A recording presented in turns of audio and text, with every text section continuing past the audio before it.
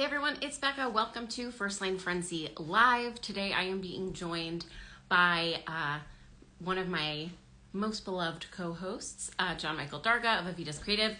Oh, here he is. Let's get him on right now. Add as a moderator. Go live. Hey everybody. Oh, hi Angel. You're all here on time, which I appreciate so much. And I've picked out a dozen lines for today that I can't wait to look at with Jon. Hopefully my invitation functions and he will join us soon. It's a gorgeous day here in New England, and I hope it's beautiful where you are too. Let's see. Yes, you're here. Did you get my invite to co-host? Let's see if technology wins the day. You all know that this is like the worst part of, there we go. Invite. Okay. Oh, hi, everybody. I'm really happy to be doing this today. I had like exactly like one glass of wine last night, and so am thoroughly hungover now.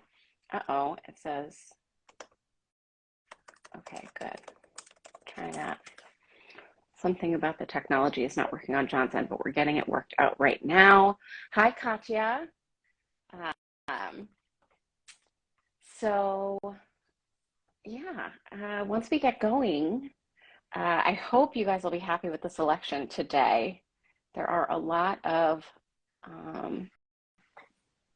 things to discuss in today's selections. I think I try not to look at them too hard because obviously, you know, that like ruins some of the magic, but I of course have to look a little bit, and there's a lot to talk about. God, it's just oh my hi. face.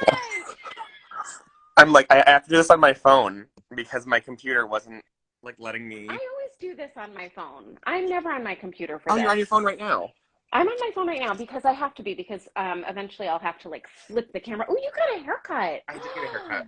It looks so nice. Thank you so much. I love it. Oh, it's very fresh. Excuse me, I was not expecting to just be like thrown on the phone really thrown onto the screen. I was like preparing to like blow my nose and like have thank you so much. It was being kind of bad because like the whole thing is like it's letting it be a little more curly, which is we have to embrace the curl. Usually I do embrace the curl. I was lazy today, so I just kind of blew it out. But you know, I'm very pro natural curl.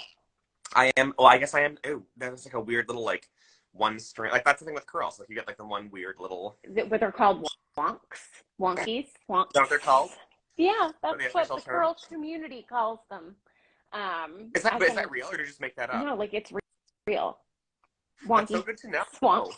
Yeah, I have like very I have Curlstagrammers that I follow that I love, that I've like, and now I like preach the gospel because I like so many women with I mean, I know about Jewish women obviously because I'm a Jewish woman, but a lot of Jewish women have naturally curly hair, but we were taught to straighten it. Right. Like straight, like super straight hair was the watchword. And so I, during COVID, actually really started to embrace like natural, like the natural texture of my hair, and didn't realize that I had like these ringlet curls that are there. My daughter had them.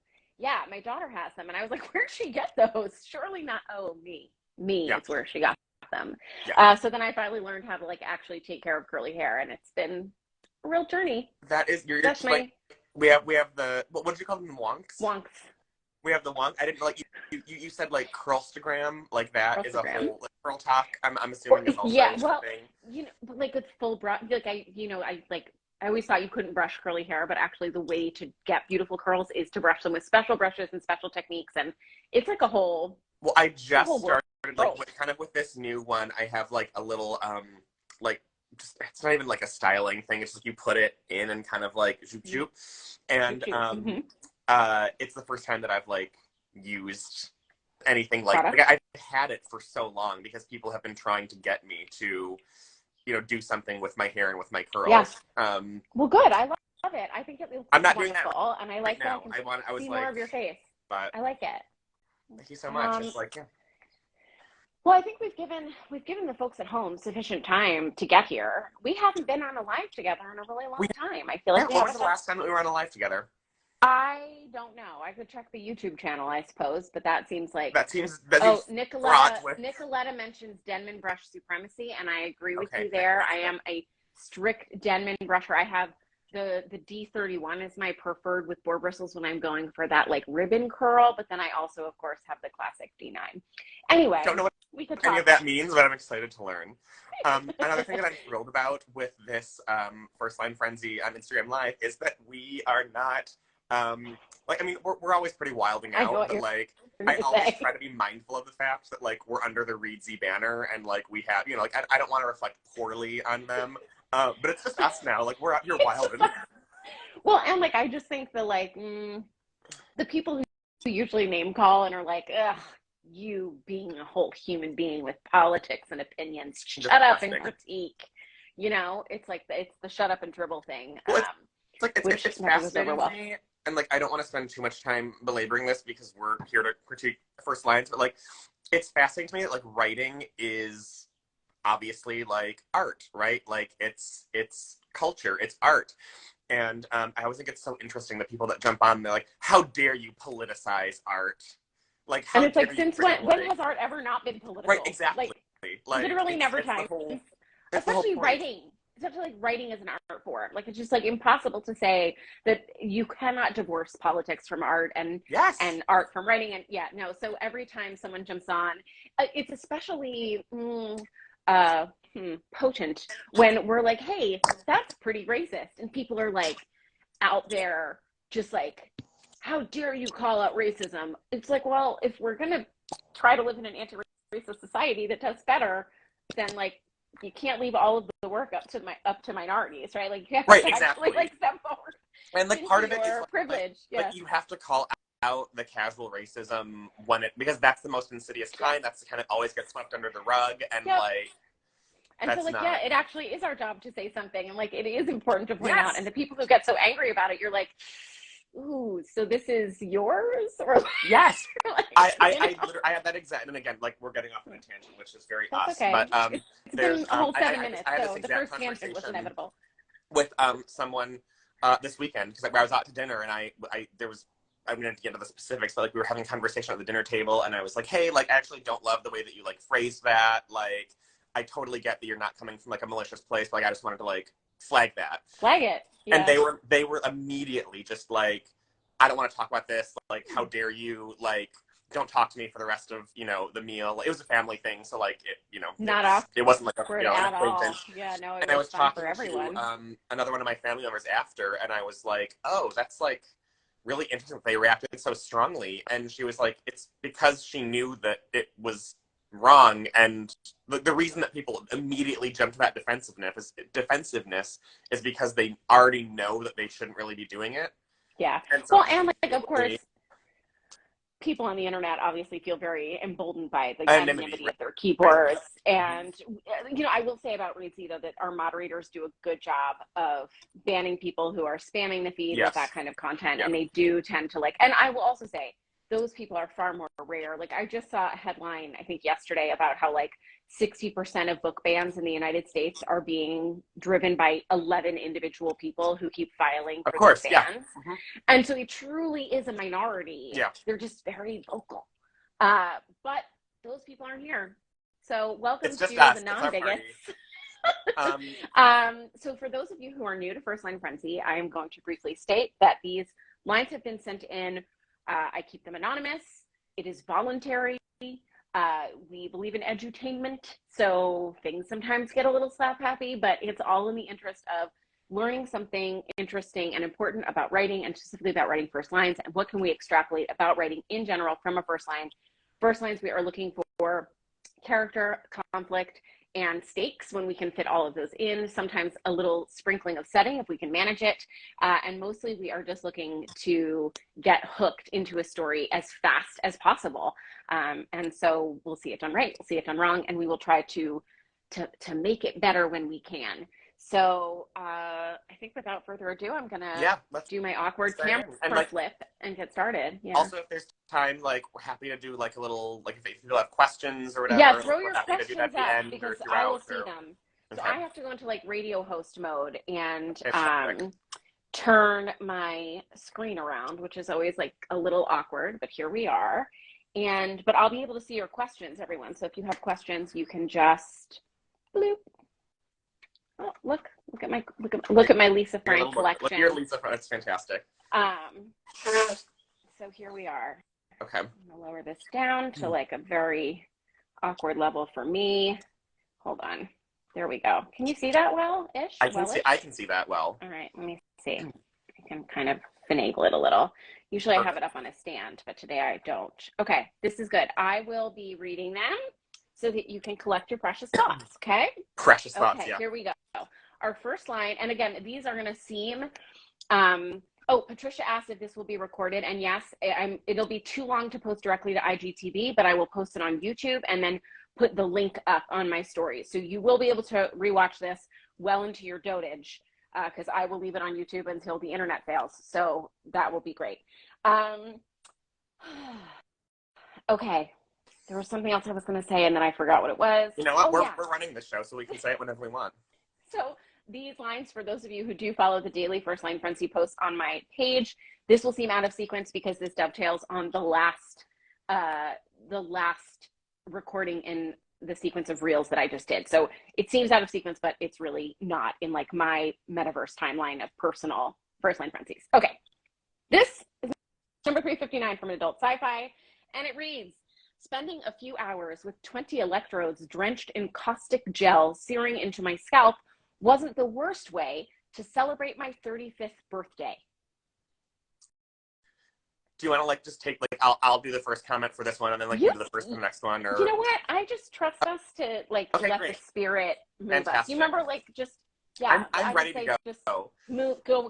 Then you go, friend. Do it. I like the sentiment behind this. Like, I think it's like the idea behind it, the voice, the situation. Like, we have a lot of good baseline elements here to play with. I think, and like, I feel like I'm personally like cribbing from watching your First Line Frenzy videos a little bit with this, because like in my head I'm like, oh, like Becca would say this, like Becca would say this. So full disclaimer that like I take many of my inspirations from Becca herself. I mean, is there a better place to get inspired? I think probably not. I think we get a little too bogged down with the details here, and they slow us down and kind of obfuscate like the voice and the point of this. Like spending a few hours, 20 electrodes, drenched in caustic gel, 35th birthday. Yeah, like, there's a lot of we don't quantity. Need to know, you know, all of this kind of granular information. And so my edit for this would be to keep the scenario, keep the sentiment, kind of keep the voice, but just get rid of some. So like mine would probably be, all things considered, celebrating my 35th birthday with electrodes searing into my scalp wasn't the worst way. I lost track because I was seeing you type. I know, I'm sorry. I'm so annoying. So I'm gonna like close my eyes so I don't see it. I would say like, all things considered, spending my 35th birthday with electrodes searing into my scalp wasn't the worst way to, or I guess spending my 35th birthday with electrodes searing my scalp wasn't the worst way to celebrate it. I would just like press it. Yeah, just, it has a little too much sprawl. And part of it is because we have this negation, wasn't the worst way. And so in order to make that effective, that you have to shorten the distance between here and there, right? Because it's almost too much for the brain to keep track of. So I would say spending a few hours with caustic gel-soaked electrodes seared into my scalp wasn't the worst way to celebrate my birthday. That's good. That's also, I think we're getting at the same point. Yeah. I think it's just tightening it up. Another thing, sorry. No, go on. I was going to say another thing to flag, and this is like a minute point that I'm mostly just saying because like it might help people watching, you know, integrate into their own writing. Help the people. Tell us everything. Is remember that you're rooted in character for things like this, and the details in this in your writing should be details that the character has latched onto, is important to them, would know. And so like for me, 20 electrodes really sticks out in my mind, because it's like, okay, if you're in this situation, are you really, like, is that the detail that you're focusing on? Like, is the exact number of electrodes that's on you, like, the detail that you're fixated on and including in this? You know, like, that kind of takes me out of the voice of the character, because it makes me wonder, like, is this the author inserting themselves into the details, or is this genuinely something that would be on the character's mind in this moment? You know, it's so interesting, because I always think of that when people are framing relationships, like my brother John, right? Like Yes. you don't think about that. But I've never really thought about the idea that any detail you share in a first person narrative should be a detail that it stands out to your character. And I think that's such an interesting filter when you're figuring out what is too much and what is enough in terms of what to share. I think that really makes a lot of sense. What a great tip. Thank you so much. You're even saying like 2 dozen. You do this for a living. Oh my God. What a concept, right? Have you considered a career in publishing? I haven't, no. I've heard it's a difficult industry to break into. It's a little hard to break in. Had to choose this line for obvious reasons. Fantastic. Line 360 from an adult general commercial submission. Vagina dropping a human is a technicality that made her my mother, but not a mother. Now, I wanted to say the vagina dropping feels like it should be hyphenated. I don't think there's a precedent for this in Chicago Manual of Style. But because we're turning this into like it's not just dropping, it's vagina dropping. So like these as a verb, we need it to be hyphenated. Yeah.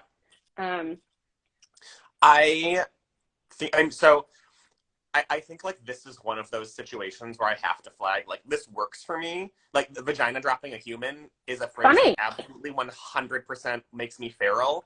But I think like you have to, this is a situation where you have to be mindful that like you are going to alienate. Yes. Like there are going to be readers and editors and agents who will read that and be like, and just know about it immediately. And I think like that's, on the one hand, like that can be a wonderful thing, because you're finding your readers and you're like pretty much guaranteed that if they're continuing to read after that point, they're going to be your reader. Yeah. But like this is something where you just have to go into it, that it's like, if I'm committing to this, I know that it's going to lose me a probably not insubstantial chunk of readers. So that's something to be mindful of. It's funny. I think a couple weeks ago we had a line about self-administered anal swab. You know what? I saw that one. Yes, I do. I can't tell you how many people have been like, "Wow, that line about the anal swabbing," and I was like, "Yeah, let's talk more about it loudly in public." Absolutely.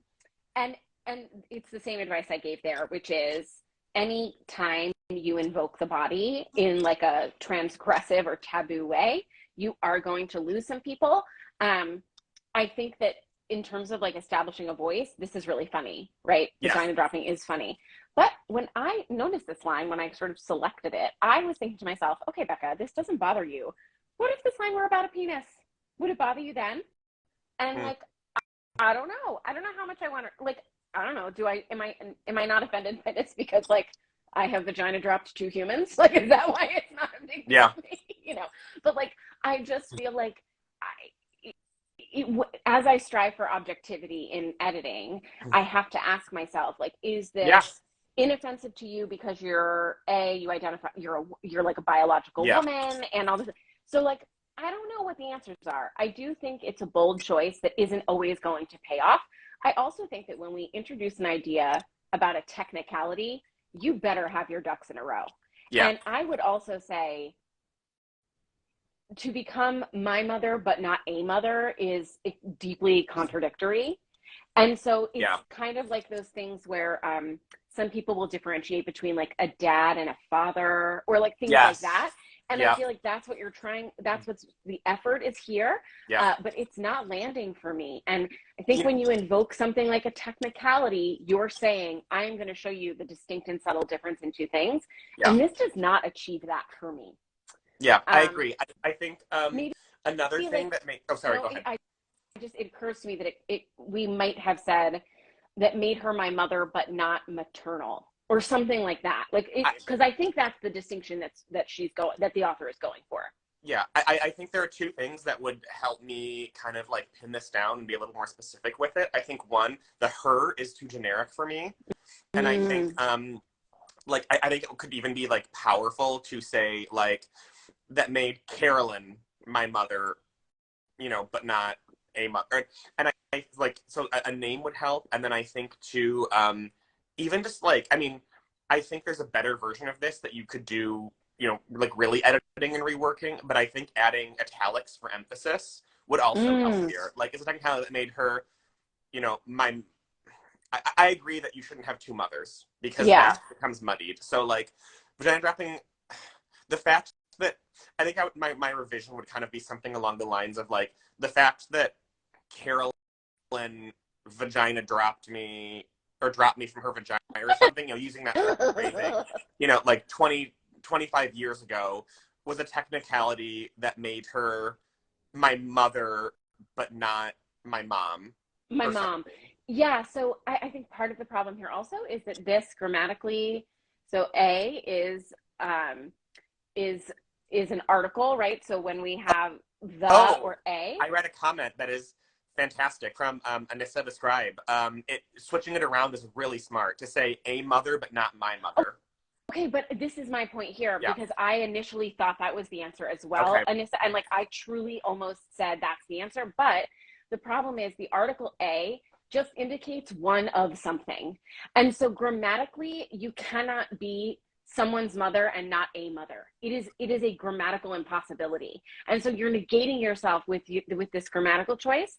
And that's why I think it's this word that's the problem. It has to be my mother, but not a mom, or my, like, I don't know what's the lady equivalent of sire. Like what? What's the? You know what I mean? Like I think the indication is there is a biological relationship here, but not an emotional relationship, and you have to find a better way to say that than trying to make this a technicality, right? Yeah. My versus a is not a technicality, and therefore I think this just needs more refinement. And so that's my feeling. Also, I think something I'm just gonna like do a not about this specifically, but just like a thing that I think is really fun about doing things like this is like, this is really how professionals edit. Like, if there's a line that sounds like a little off to us, but we don't know why, like, we will just stare at the document and like type and retype like 6 different versions of it until we land on the right one. Like, it's not always just like, and this is you cut this and you delete. Like, sometimes we do stare at something and like, why does that? Why don't I like that? Like, try this. Like, no. It makes me a very, very slow writer, actually, because I can't turn that part of my brain off anymore. And so you edit while you write. I do the same thing. Sit here while I'm staring out the window and go, but what's the, like, I will just go through my internal dictionary until I find the right words for things. Okay, number 361 is an adult thriller suspense. Drew wore his fake smile like a mask, and I pasted on my own plastic grin, ready for the show. Again, see, these are really good first lines because there is like, they're not as efficient as they could be, but like the spirit is there, and like this is a good first line. There's a way to make it better, but like, I'm intrigued by it. Like, you have characters, you have like there's a threat here. Like, you know that these are two people who are like this is the scene. Like, I love that we're starting at the scene where they've like figured each other out or something, you know. We're like, but it's not like ready for the show. Also implies that like it gives us so much character because we have this show off, but we know that the narrator character, the POV character, isn't afraid. They're like, this is like where they thrive, you know. Like, I love how much character is in this. We can't know what the situation is, but I really feel like they're about to face their families. I don't know why.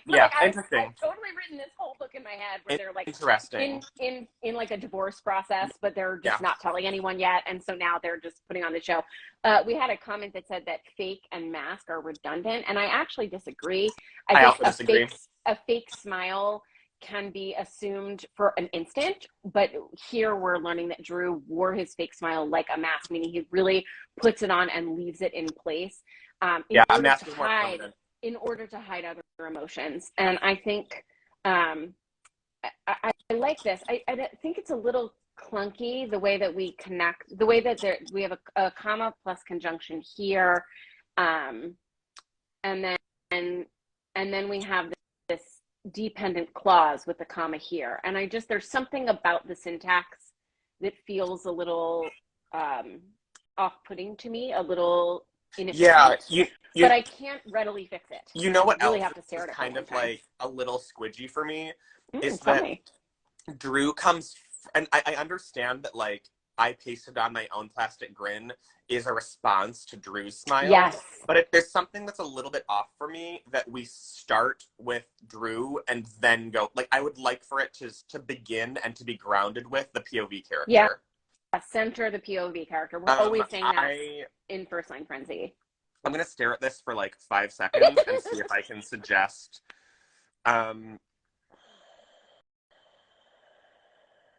Or, we could do a compound subject. Like Drew and I assumed our fake smile masks ready for the show or something like that. Like, I wonder if there's a way to sort of combine these subjects in order to make it more efficient. You know what I think?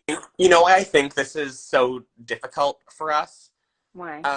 Because, I mean, obviously this is the point of First Line Frenzy, but because it's devoid of further context, like I think the way that I would edit this line would be very different in like your situation of like a family divorce, like tense situation versus like where my mind went, where it's like two like mortal enemies who were like maybe like an undercover spy type of situation who have finally like so made each other. Like I think the way that I would edit this line is very different for those two scenarios, and I think that like lacking that further context is kind of what's because like the tone is different, the focus on like what you're focusing on is different.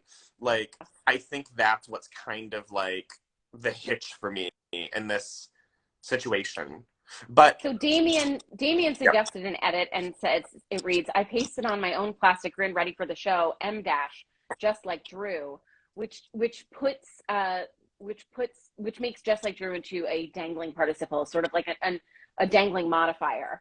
And so I don't think that quite works either. I don't want to miss the language of Drew's mask, which I really like. But I think important. Using that, you could say like, I pasted on my own grin to match Drew's mask. We were ready for the show, or like something. So Patricia says they're getting ready for a visit from a social worker to become foster parents. So Patricia, is this your line? Do we have the author in the room with us? Author, are you here? I feel like we have like a Ouija board. Yeah, right. Like, that's exactly how I feel. So if that is if they are getting ready for a visit from a social worker, that is so interesting. Yeah. Right, because I mean that adds just such like another interesting element. And sometimes you just have to sit with this sort of clunky inefficiency for a while until you fix it. Okay, so it is Patricia's line. Okay, wonderful. I would, so in that instance, I would, because like, here, like you see, like it makes more sense to me. Like in this instance, I would pair Drew and the narrator more closely together because they're a team in this situation and not in opposition to one another. So but I think they are in opposition. Like I think they are deeply in opposition, but they're faking the teamness. I don't think they're in opposition. I think they're on the same team. I instantly thought that they have to appear to be on the same team, but are in fact in opposition to one another. Patricia, confirm, deny. Who's right, Patricia? Who is it? Oh, type faster, because who do you give the? I gotta move on. Yeah, it is. This is a hard one. The edit is different if they're on the same team versus in opposition to each other. Yeah. They're on the same team. I was right. Dang it, John. Okay. Well, I'm just a much more pessimistic person. So knowing that they're on the same team, I think my edit would be like I would pair them together. Join the subjects. More. Yeah, I think. And I would say something more like Drew and I stood facing each other. Our fake smiles, like matching our fake smiles, or like matching the energy of our face, like something like that. Yeah, or like Drew and I preparing for the show. Yeah, I think so. That could be great. They're creating a fake life. Well, before we just deep dive into your entire plot, I'm going to move on, but I think showing them as a united front by making this into a compound subject is going to be a nice, strong start for your book. Thank you for sharing, and thank you for being here, Patricia. I appreciate you. Number 362 is from an adult queer romance.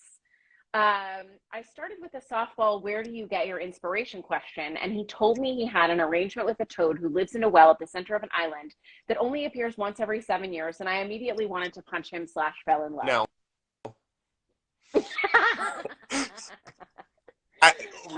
Remember when we did the first one and we were like, these are too many details? Yes. This is too many details. And then the sentence said, hold my beer. Yeah. So part of the problem, I want to talk about this little bit of indirect speech. Yeah, that's indirect speech does not need to be in quotations. This is also super awkward. So if you wanted to establish that this is some kind of interview, you might say, I started with a softball question about where he got his inspiration. And he, and then you can say something about it. And he told me, and he had an arrangement with a toad who lives in a well. Like, I would maybe stop it there. But even then, that loses so much of what this sentence is supposed to be. I would say, like, it, and this is kind of similar. This reminds me a little bit of like the first, the last one that we did, because it's hard. Like, it's hard to find tone when the vibe is like punch him in the face and fell in love, because like, what do you lean into? Do you lean into like the antagonism or the, or the romance? Yeah. I would really shorten it, and I would just say, I knew the date was going, insert well or poorly, like depending on what, vibe you want to, like, I knew the date was going well, when he, and again, I wouldn't use he, I would use his actual name, told me he got his inspiration from a toad who lives in a well. Or I even maybe like, I knew I should have swiped. I don't know what direction the swipes go. When you reject someone, is it left or right? Left. Left is rejection. There were no swipes when I was a youngin' dating, thank God. I knew I should have swiped left when he told me he got his inspiration from a toad who living in a well at the center of an island, or something like that. I think you want to distill this. There's a kind of manic or frenetic feeling to this that as a reader for me is off-putting. And I will say this, when I start a novel, whether I'm reading it for editing or I'm reading it for pleasure, I want to feel like I am in what I call good authorial hands. Absolutely. I want to feel like the narrator, like Jesus, take the wheel. I want to feel like you know where the story is going and you know what you're doing. Yeah. And this sentence is such a runaway train that I don't feel that confidence. Yeah. And that, as a reader, is just going to make me very suspicious of everything happening. And I don't want to feel suspicious in that way. I agree. I want to be cradled in the bosom of your authorial confidence. This is like too much voice. This is voice to the extent that like the author has been told they need to infuse a first sentence with voice, and they were like, you want voice? I'll give you voice. Yeah, watch me voice. Like it's a threat. Voice you into the ground. I'll vagina drop you with my voice. Yeah. Okay, YA mystery is one of my favorite genres because adult mysteries, as everybody knows, are too scary for me. So I like to read YA mystery. As the evening gave way to a starlit sky, the dark cloak of night enveloped the old haunted castle, and with every passing moment, the castle's foreboding shadow encroached on the city below. If you had to pay me $1 for every descriptive word in this manuscript, I could send both my kids to private college, and that's not okay. I think we should like come up with like a theme song that's like too many words. I could do another rendition of Cups. Honestly, yes. Like, this is, and also not only is this too many words, but it's too many words about the wrong thing. Is our protagonist an old haunted castle? No. So here we have the starlit sky, the dark cloak of night, The old haunted castle, every passing moment. The castle again, if you forgot, and then a foreboding shadow that is encroached on the city below. Yes. It's too much, and it also doesn't feel like YA. It feels like middle grade. Interesting. Feels like middle grade to me, because it's like, hey, want to see something spooky? It's nighttime. It's a guy in a trench coat. Yeah. Hey, I got something spooky. Got something spooky in my van. You want to see what it is? I'll give you a popsicle. You know, it's like there's something about this that just does not feel like it is honoring the sort of reading intelligence of the reader. And so this is one that, like, if this were in First Line Frenzy Reels, I would say I can't edit this because it's all setting and no conflict, no character, and certainly no stakes. Yeah. So like I don't care about a sky unless I know who's looking at it, and even then I probably don't care about it. But like, this is a lot of words, and really this just makes me concerned for the rest of the manuscript, for the level of descriptive like minutia. And I think the way to revise this is to insert your main character into it, and to show us like why we need to see the dark cloak of night encroach from this character's point of view and learn how they feel about it, why it's important to them. I mean, to be honest, if I had to put money down, I would guess that like the scene we could probably just like start the book at a later time scene, and we don't need to see the character like standing and watching nightfall. Well, like, and not for nothing, I just want to be real clear here that to create shadows in a dark night, you probably need, like, first of all, is it a starlit sky or is there a dark cloak of night? And so if it's like, which is it? And also for a castle to have a shadow that can sort of menace a city, you would need a huge light source, massive. Yeah. And so like, is there a moon? Are the stars? Is it like what is happening? So when we start to dissect this, it really doesn't even make sense. Yeah. And so that is also an issue for me, that like, if you're gonna get this sort of excessive about setting, you better have those duckies in a row, and this one does not. Yeah. Are you choking on nothing? Are you choking on adjectives? What's happening for you? Anything except like allergies, and like I just got that like I'm sorry to hear pollen tickle in my throat. I would say the only version of this scene that would make sense to me and like potentially work is if we have like a Dracula type situation where the character is like going, like there's a Dracula in the castle and the character is like standing and waiting for nightfall to come because that's the only time they can like enter this castle and slay. So what Dracula. You'd like to see is a completely different book, is what you're telling me. I mean, that's the type. What I'm saying is that's the type of book that this opening makes me think of, and that's the only scenario in which this would work for me. No, I agree with you there. I think generally, like, when I see like excessive description about a time of day, my brain really just and there's no character. The cast is not a character. Pieces out. An adult romance, Council Priest. The first time I saw Rodrigo Sessoir on my telly, I fell off the Peloton.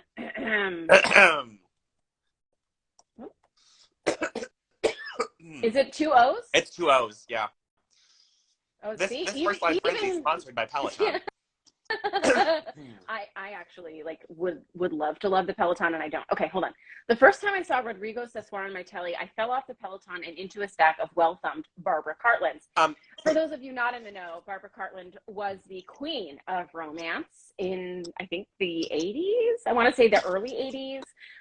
And she is a British writer. And of course, Telly also accuses him that this is probably a British writer.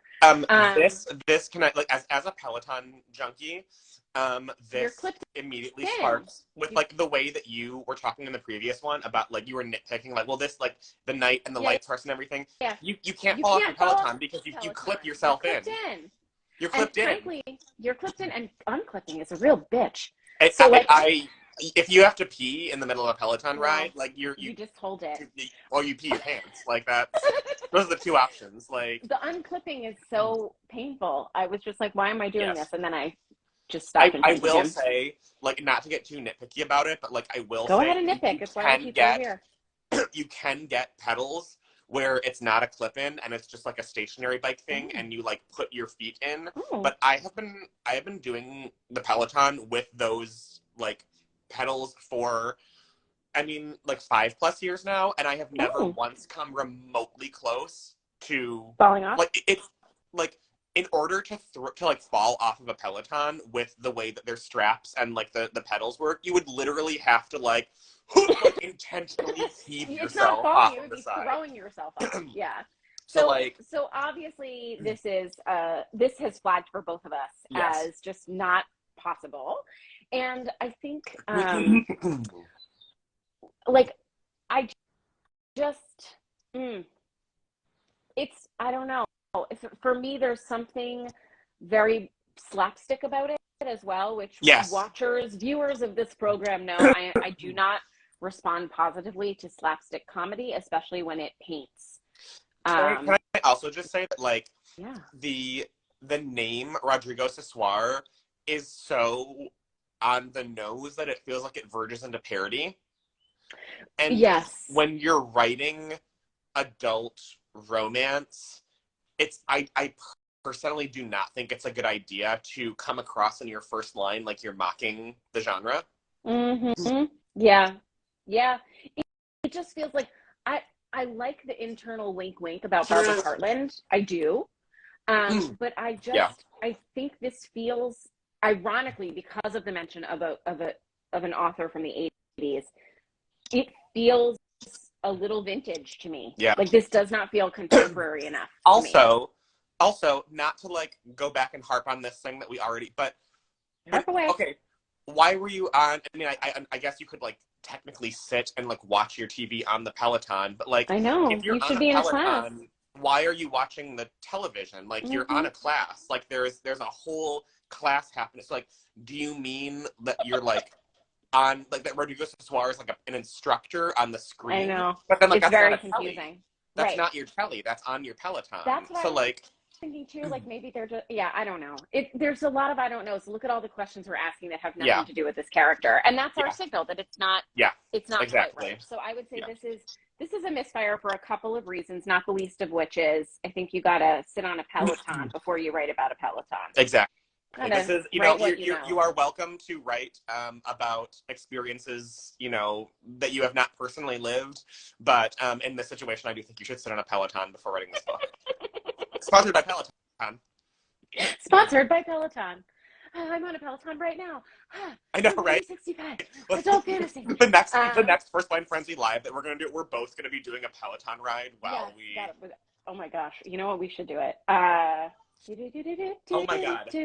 I need to highlight for you, this is so neither here nor there, but just before I logged on, there was a car driving through the parking lot, which is like right under my window, blasting Sam Smith's Too Good at Goodbyes. And I was like, oh wow, like what a great way to log on to this Instagram Live is like with that blaring. That was 45 minutes ago, and the car just pulled back in, still blasting. They have it on repeat. Goodbyes. They have it on repeat. So someone we are so slow today. Someone's going through something. Yeah, some shit. All right. A familiar high-pitched ring reverberated within Sid's skull, and yet it still wasn't nearly as grating as the swaggering backwater governor she had the displeasure of handling. Too many words. Okay, this is a pet peeve of mine. Sid's skull. Agreed. I mean, like not back to like that's still back good conjunctions line, like this bothers me so much. I flag this all the time, and yet, I find "and yet" to be a hilarious sentence unto itself. But like, I don't like it as trying to function as a double conjunction. There's just no reason. One of these words suffices. Why use both? They also don't mean the same thing. This one means together. This one means like separate. And so, and yet is a internal contradiction. I also think I that, don't. like, I understand that the hook here is that we're supposed to wonder what the high-pitched ring is and why it's familiar, but without the context of, like, what it signifies or what it is, it's just confusing. It's very confusing, and also like a a sound that is grating is not the same as a personality that is grating. Yeah. And so to say like swaggering backwater governor that she's handling, even if that is, even if that person's personality is also grating, it is different than the sound of tinnitus, like grating Yeah. or whatever this sound is. And so it's sort of a like a broken zeugma Yeah. in the sense that we're trying to apply the same sort of verb to two different noun phrases, and they don't connect well. So grammatically, I think this is a misfire. And I would also say it's far too many words. You're asking us to think about sound and then someone's personality. It feels so much like two different sentences that agreed. I don't think this is a great first sentence, but it is the first sentence. I would revise it to say something like, and I wouldn't use the verb handling because I think there's a much better verb than handling that's more evocative and specific, but I'm using handling in this instance because it's here. Yeah. I would say, handling the swagger, the ex governor. I don't like swaggering backwater. Like, I think that there should be a different descriptor here too. But handling the whatever governor wasn't the worst time, wasn't nearly the best time, or whatever, as annoying as the high pitched ring reverberating in Sib's skull. Yeah. Or the high pitched ringing, but like there's this. This is almost a situation where it's hard to come up with a revision because there are too many question marks. Like, I need more information and more context to, like, figure out the best word to use instead of handling, the best words to use instead of swaggering backwater, what Sib's relationship to this ring is, what the ring is. Like, those are all questions that I need asked in order to, like, come up with a really good solution to this. And I think that, like, as with the previous entry that we critiqued, like, when we need that many questions answered for context to figure this out. Us. Yeah, you've lost us before you've. I also think swaggering backwater is not a legitimate and logical descriptor, whereas swaggering comma backwater might be, because backwater is modifying governor and swaggering is modifying governor, but it's not a swaggering backwater. It's a swaggering governor and a backwater governor. So yeah, I just think there's so much happening. I think this is about sound. This is about personality, right? And so either make this about sound as well, right? So Sib couldn't tell if the familiar high-pitched ringing in her skull or the governor's you could say, can I just, like, sorry to interrupt you, but something about the governor's you could voice. say, like, Sib couldn't tell if her splitting headache came from the X ring or the X of the governor she was handling. Something like that. Yeah. It has to be unified in a more cohesive way. Yeah. I'm going to move us along because we're being pokey today. Well, that's fine. We're always we are pokey. We're on no one's timeline but our own. Number 366 is from an adult literary submission. Parakeets need to live in pairs for optimal happiness. I do not. My first thought is that this doesn't strike me as adult literary. Like, this strikes me as, like, kind of rom-com-y. Like, oh, really? See, I mean, I would say, my feeling about literary always is that it demonstrates a relationship to language, not a particular genre. Fair. All literary fiction has a backbone genre, even if literary writers try to deny the existence of genre as beneath them. So, like, all literary novels they are all something. They are all either a mystery or they're an adventure or they're, and so when I see literary, I think, okay, relationship to language, and maybe we don't get that here. Yeah. But it could possibly still indicate a dynamic relationship to language or form that we just can't discern from line one. I however, also think that this is a cheat. I think this is cheating because this is first line frenzy, so they had to submit a first line.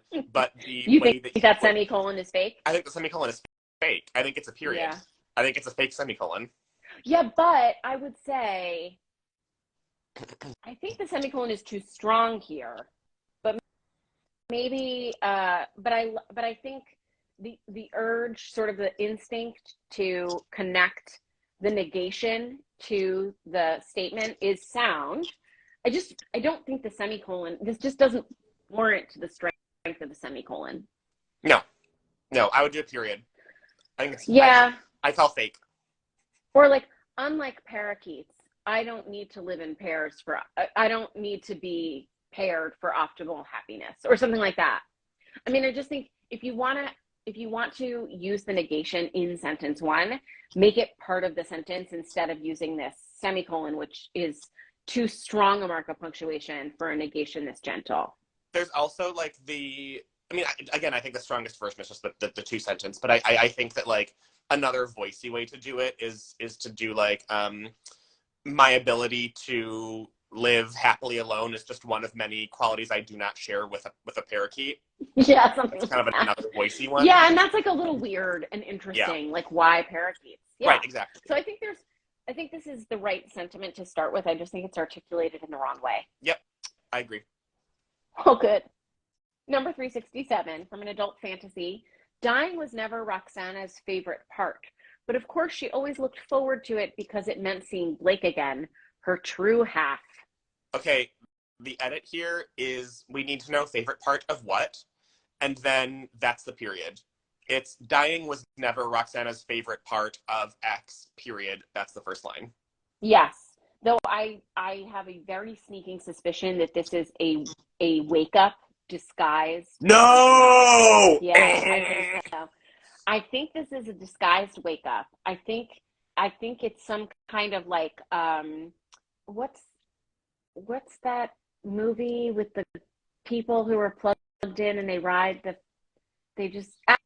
Avatar? Avatar? Oh, Is Avatar. that a thing? Yeah. I haven't seen it because I don't care enough. I've ridden the ride at Disney World, of course, but I can't be bothered to see the movie. It feels like that kind of situation where like the dying is either metaphorical or like technical, like literally like technology death. And so I worry that this is all going to be like, as Angel just observed in the comments, it was all a dream. I think this is a bait and switch. I my spidey senses tingle for this to be a wake up. I trust you. I trust you implicitly with this. Yeah. Yeah, Anissa knows the song that I that reel should have gone viral. I'm just going to say it because it was a wonderful song that I made for all of you about not waking up in line one, and it didn't. And I'm not going to lie, I'm a little disappointed. Generally, I don't have a lot of attachment to how well my reels do. Like they do or they don't, I really don't care. But yeah, I feel like that just deserved more views. I just saw an important message. I just saw a comment that said like it reads more as like reincarnation, to which I say reincarnation is a form of waking up. Yeah, that's why I'm saying like it's a sneaky wake up. Like I know that's why I just feel it in my gut. You know, it's the same feeling I had about my sister's ex-boyfriend who ended up being a criminal, and I just like I knew it from the get-go that he was a bad guy, and I know that that's a wake up. All right, number 368 from a YA fantasy. Secrets were the foundation on which every powerful family was built, and his supported an entire castle. Who is he? Who is he? Why, like, again, there's the dissonance between powerful family and entire castle. Like, is the castle populated entirely by a very large family? Like... yeah, I think, like, it's an interesting idea that, like, there are enough secrets here just to... be the foundation of a castle, right? Like that's a cool idea, but again, the articulation is a little sloppy. I see. So the intent is that it's meant to be like a literal like rock foundation. I think that's supporting the idea. That's a mismatch because it's in the first part it's supporting a family. Which is a social dynamic, and then in the second part it's a castle, which is like a physical. Construction. It's the foundation that made me feel that way, right? So the problem is that we're mixing in the metaphorical and the actual, and so that's a disconnect. So again, great idea. Clean up the metaphor and tell us who he is. Yeah, why? Like don't keep me. I opened the book. Angel. Okay. On the rewatch, you won't be able to see this, but Angel just commented, their bones are in the mortar. Oh, Jesus. Jesus Christ. Okay. Angel.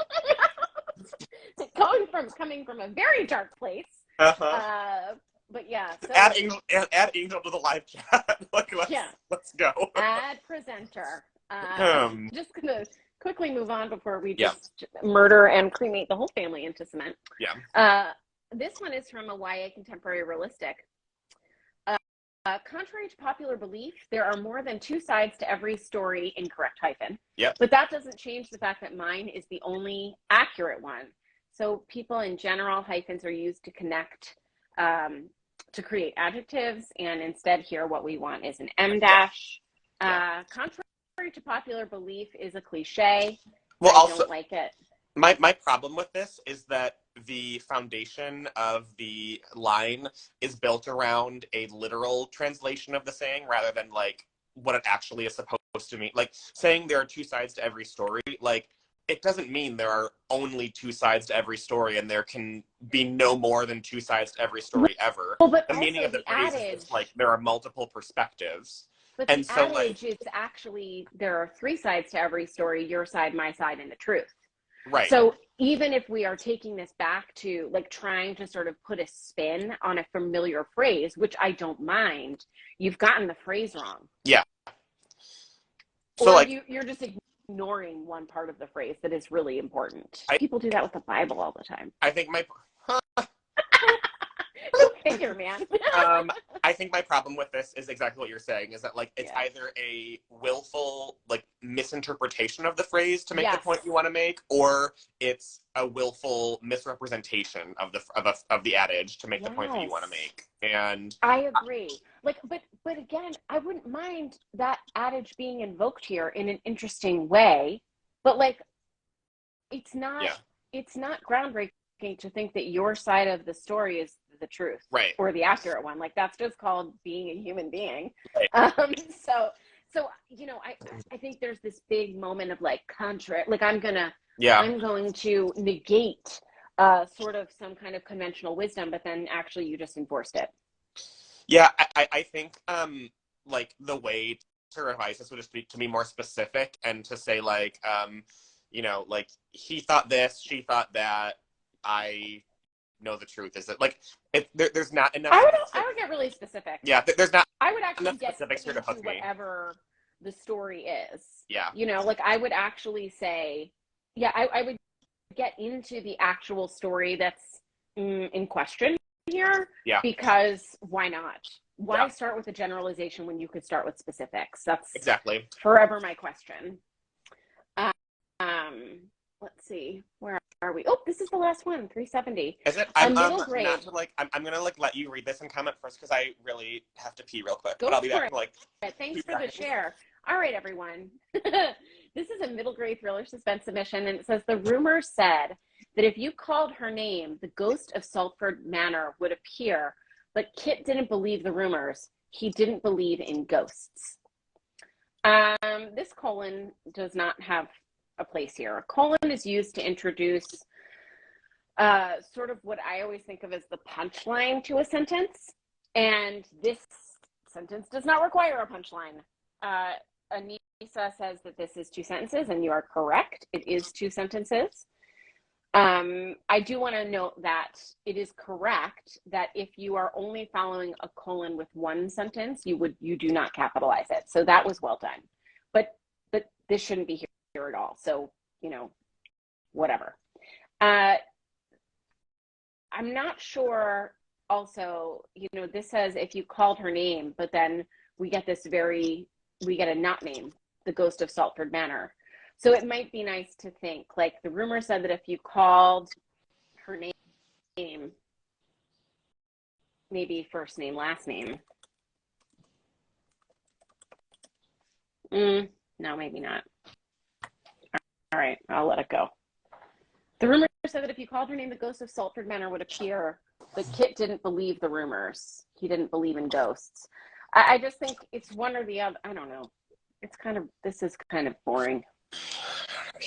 I love a ghost and I love a rumor, but somehow you've taken both of those things and made them kind of dull. I would say legend said that if you called her name, the ghost of Salt for Men would appear, but Kit didn't believe in ghosts. Yeah.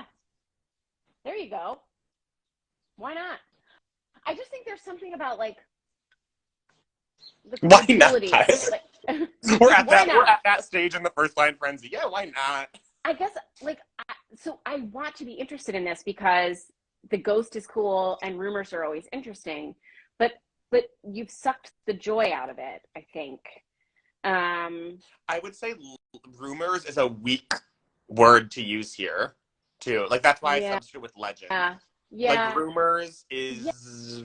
I don't like there rumors. Aren't really rumors about ghosts, right? Or, like, superstition. There's superstition. Ooh, Patricia had a really good edit. She said he didn't believe in ghosts yet, to add a yet at the end. That's a really tantalizing addition. That's smart. I do like that, Patricia. Yeah. I would almost also say I would also like I want Kit to be more active, and so I might say something like Kit recited, like Kit said the ghost's name. I'm thinking of Bloody Mary, right? So like Kit stared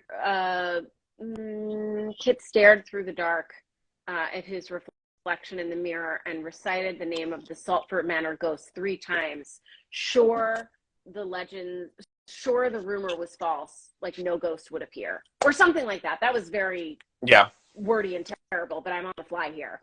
I just feel like, and I'm coming back, everyone, so don't be alarmed. I'm gonna like turn this back around, and I always feel like I should warn everyone, oh, there's my vacuum.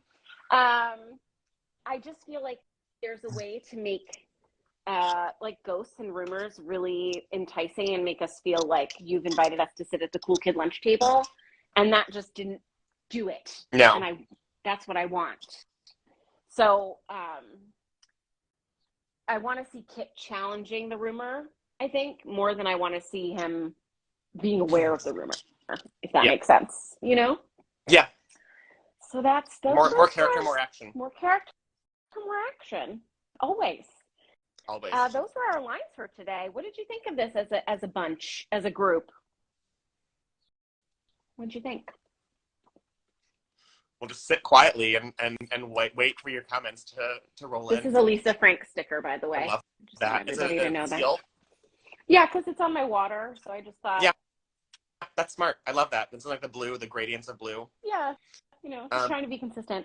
Well, nobody's telling us what they think, so I can only assume that they're so overwhelmed by love and awe and our majesty that... I think it's funny because First Line Frenzy has taken on its own, like, culture, and people know, I think I see people submitting lines that they know have a better chance that I will like them, I think. Like, I see people, like, I see the wheels turning in the submissions, which is always fun. Thank you to everybody who submitted a line. Of course, this project would not be possible without you, and I hope you learned a lot. This will be posted on YouTube, as I mentioned, within however long it takes me to upload after we end the live. Thank you, Jon, for joining us. I feel like it's been way too long since we did this. We'll do it more regularly. Yeah, we should do it on the regular. And everyone, if you are tuning in and think now is the moment you should submit a line, you go to the link in my bio and use the First Line Frenzy forum. Do not DM me your line. I will never look at it. 1 line per author, not per pen name. That's a loophole that we've had to close. And even if you have multiple email addresses, I will suss you out. So, continue to send your stuff and keep writing, keep working on it, keep refining, and we hope to see you back very soon. Thank you to everybody, and especially to you, Jon. Yes, I hope to be back very soon. This is always so much fun. And open invitation. Don't say that, because then it'll be every day, and then we'll lose we won't be as special. We will always be very special. Okay, like extremely special. True. But maybe sometime later this summer or something we can do it again. Good to me, man. All right, everybody. Have a great day. Thank you This all. will be up soon, and we'll see you soon. Bye.